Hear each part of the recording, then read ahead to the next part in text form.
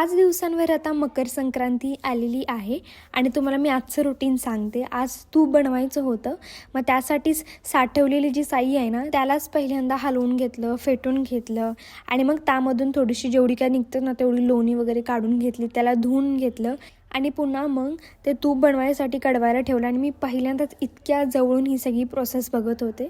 त्यानंतर वडापाव आणला होता आणि आमच्या इथं ना खूप चांगला वडापाव मिळतो, टेस्टी मिळतो. मग तो वगैरे खाल्ला आणि आता फक्त थोडेच दिवस राहिल्यामुळे म्हटलं की साडी घेऊयात, कारण ब्लाऊज पण शिवून मिळायला हवा.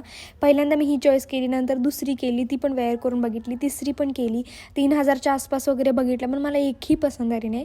टोटल 5 दुकानं मी फिरली पण मला काही पसंत आलं नाही आणि शेवटी मी 6व्या दुकानात गेले आणि मग तिथं मला एक पसंत आली, जी प्राईजमध्ये पण कमी होती, पण ॲटलीस्ट मला पसंत आली ह्याचा मला आनंद होता. मग ती वेअर पण करून बघितली आणि तुम्ही यस करू शकता मी कोणती घेतली. हीच घेतलेली आहे साडी. ही घेऊन मग आम्ही आलो बाहेर आणि असा होता आमचा डे. Okay, bye.